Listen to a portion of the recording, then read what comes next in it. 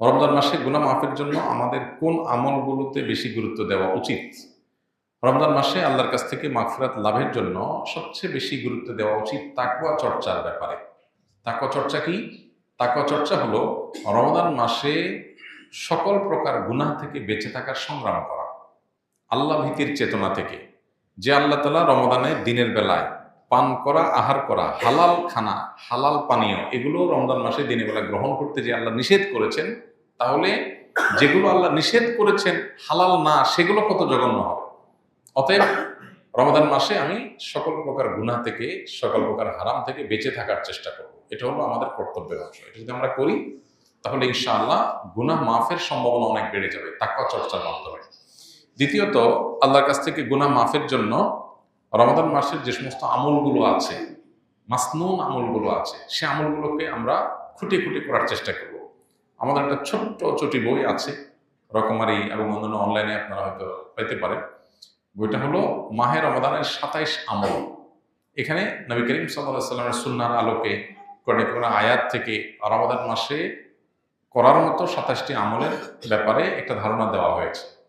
এই আমলগুলো যদি দিয়ে আমরা রমাদানকে সাজাতে পারি, তাহলে ইনশাআল্লাহ রমাদান মাস আমাদের গুনাহ মাফের মাস হিসাবে আল্লাহর কাছে গ্রহণযোগ্য হতে পারে, মকবুল হতে পারে। এটা আমার জন্য সুবর্ণ সুযোগ হতে পারে। আল্লাহ আমাদের সবাইকে রমাদান মাসে বেশি বেশি করে আল্লাহর কাছে গুনাহ মাফের আমলগুলো করার তৌফিক দান করুন। একটা বিশেষ উদ্যোগ রমাদান মাসে আমাদের থাকা উচিত তাকওয়ার পাশাপাশি, সেটা হলো দোয়া। আমরা প্রতিদিন যদি আল্লাহর কাছে চোখের পানি ফেলে দোয়া করি, আল্লাহ আমি গুনাহ থেকে যেন বের হয়ে আসতে পারি, আমাকে তৌফিক দাও, যেগুলো হয়ে গেছে সেগুলো মাফ করো, নিজের সঠিক সিদ্ধান্ত নেওয়া, নিজের ব্যাপারে শক্ত অবস্থান নেওয়া, পাশাপাশি আল্লাহর কাছে এভাবে কেমন একটা দোয়া করা। এর মাধ্যমে ইনশাআল্লাহ আমরা গুনাহ মাফের দিকে যেতে পারি, দান করার মাধ্যমে আল্লাহ সন্তুষ্টি পেতে পারি। এর সাথে সামনের ভিতরে এগুলো সবই আছে। আমি সৌদি দাম্মাম শহরে ছিলাম, দাওয়া সেন্টারে ক্লাস করেছি। হাদিসের দলিলে রহি আছে, বুকে হাত বাঁধা রফে আদায় করাতে আমাদের ইমাম কয়েকজন মুসলিমদের উপর ক্ষিপ্ত, আমাদেরকে গাদা গর্দব ইত্যাদি বলে বেড়াইতেছে। সে বলতেছে, নামাজ পড়লে আমার মতো করে পড়তে হবে, না হয় আপনারা আলাদা মসজিদ বানিয়ে নেন। আমি কোনটা করব, সহি কোনটা বললে উপকৃত হব। ভাই, প্রথম কথা হলো যে এ বিষয়ে আমরা এর আগে বারবার বলেছি, কোনো ব্যক্তি যদি রফে আদায় করেন তাতে তো আশপাশের মুসল্লিদের ডিস্টার্ব হয় না। এক্ষেত্রে অন্যান্য যে সমস্ত ইমাম হন, মুসল্লি হন, ফেকে হানাফি যেটা এদেশে প্রচলিত সেটার যারা ফলোয়ার, তারা এটাকে ডিসকারেজ করা এই লেভেলে যে না হলে অন্য মসজিদে চলে যান, এটা অবশ্যই গর্হিত এবং অন্যায় কাজ। যদি কোনো ইমাম এটা করে থাকেন, তিনি এটা ভুল করছেন। কোনো মুসলিম, কোনো মুসল্লি তাকে তিনি ভিন্ন কোনো মতের উপর আমল করছেন, এই জন্য মসজিদ থেকে বের করে দিতে হবে, এটা ইসলামের শিক্ষা না। এতটুকু সহনশীলতা আমাদের থাকা উচিত। সাহাবা ইকরাম রিদওয়ানুল্লাহ আজমাইন, তাদের মধ্যে একাধিক আমল প্রচলিত ছিল, একাধিক মত প্রচলিত ছিল, কিন্তু কেউ কাউকে মসজিদ থেকে এটার কারণে বের করে দেননি। ইমানদারের মধ্যে এতটুকু সহনশীলতা থাকতে হবে। সেই সাথে আপনার উদ্দেশ্যে আমার নাসিহা থাকবে, আমাদের অনেক ভাই ব্রাদার আছেন যারা ভিন্ন কোনো মত এর অনুসরণ করে তিনি বিপরীত মতকে ডিসকারেজ করার পেছনে লেগে যান, ফতোয়া দেওয়া শুরু করে দেন, এটা সঠিক না, এটা আয়াতে নাই, এটা হাদিসে নাই। এই জিনিসগুলো আপনার কাজ না, এগুলো আলেমদের কাজ। যেগুলো আলেমদের কাজ, গবেষকদের কাজ, একাডেমিশিয়ানদের কাজ, সেগুলো তাদের কাজ তাদেরকে করতে দেন। এখন আপনি সাধারণ মানুষ হয়ে নিজে আমল করছেন, যদি আপনি আলেমের ভুল ধরা শুরু করে দেন, ভুল ধরা বলতে কোরআন হাদিসের, আপনি যেমন এখানে বললেন যে সহিহ হাদিসে আছে, কোনটা না আছে, আপনি এই ডিবেট বিতর্কে যায়েন না। এগুলো গেলে নিজের ইমান আমল নষ্ট হয়। এগুলো বেশিরভাগ একটা পর্যায়ে গিয়ে ইগোতে পরিণত হয়। ইগো, আমি একটা মাযহাবের, উনি আরেকটা মাযহাবের, আমি একটা মাসলাকের, উনি আরেকটা মাসলাকের, আমারটা আমার প্রমাণ করতে হবে। ব্যক্তিগত জেদ, রেষারেষি এবং জেতাহারার মতো একটা মানসিকতা অনেক সময় চলে আসে, যেটা আমাদেরকে ইখলাসের গণ্ডি থেকে বের করে দেয়।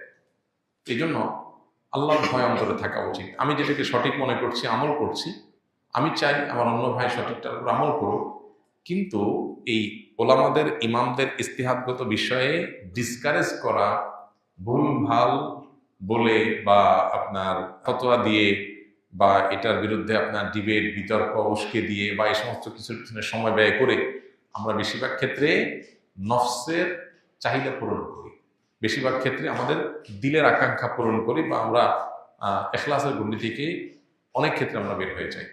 এই জায়গাতে উভয়ের সবারই সতর্ক থাকা কাম্য।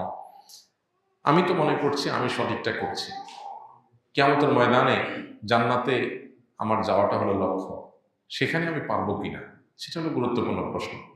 আমি করছি, আল্লাহর কাছে যদি গ্রহণযোগ্য না হয়, আল্লাহ যদি বলেন আমি গ্রহণ করলাম না, আল্লাহ গ্রহণ না করার জন্য করার কারণ দরকার নেই। আল্লাহ চাইলে গ্রহণ করবেন, চাইলে না করবেন। আপনি একটা মাটির কিছু তৈরি করেছেন, করে আপনি ভেঙে ফেলছেন, পৃথিবীর কোনো আইন আদালত আপনাকে কিছু বলতে পারবেন না। আপনি তৈরি করেছেন মাটি দিয়ে, আপনি ভেঙে ফেলছেন, আপনি কারোর ক্ষতি করেন না। আমরা আল্লাহর সৃষ্টি, আল্লাহ সৃষ্টিকর্তা। আল্লাহ আমাদেরটা গ্রহণ করবেন, করবেন না, জান্নাতে দিবেন, জাহান্নামে দিবেন, পৃথিবীতে সৃষ্টি জগতে কেউ তাকে জিজ্ঞেস করার নাই। লা ইউসআল আম্মা ইয়াফআল ওয়া হুম ইউসআলুন। তিনি যা করেন তার জন্য কোনো জবাবদিহিতা কারোর কাছে নেই। তাহলে আমার তো দিল থাকবে ভয় যে আমি কিয়ামতের ময়দানে আমার অবস্থা কি হবে। এখন আমি যদি সব বাতিলের খাতায় দিই, ফতোয়া দিতে থাকি, আর নিজেরা মনে করি আমি একেবারে জান্নাতি হয়ে গেলাম, এটা উচিত না। আবার অপর দিক থেকে যেটা বললাম, গ্লোবালাইজেশনের এই যুগে সারা পৃথিবীতে মানুষ ছড়িয়ে ছিটিয়ে আছে। একটা সমাজে একটা মাসআলাকের উপর আমল হবে, ভিন্ন কিছু থাকবে না। এটা এই বাস্তবতায় অন্তত, যেখানে যোগাযোগ ব্যবস্থা উন্নত হয়েছে, এক এলাকা মানুষ আরেক এলাকা যায়, আরেক এলাকা থেকে আরেকটা মাসলাক, মানহাজ, মাযহাব এগুলোর সাথে পরিচিত হয়, এগুলো থেকে এক একজন এক একটা মত পথে যাওয়ার মতো রাস্তা তৈরি হয়। এই বাস্তবতাকে সামনে রেখে আমি আমার মসজিদে বা আমার এলাকাতে এটাই শুধু চাই, এর বাইরে আর কিছু চাই না, এটা অবাস্তব।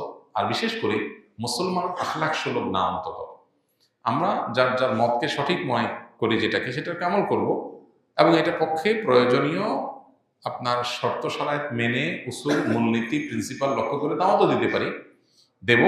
কিন্তু আমরা মুসলমান সুলভ আখলাকের গুন্ডি থেকে বের হতে পারি না। আল্লাহ আমাদের সবাইকে হেদায়েত তৌফিক দান করুন।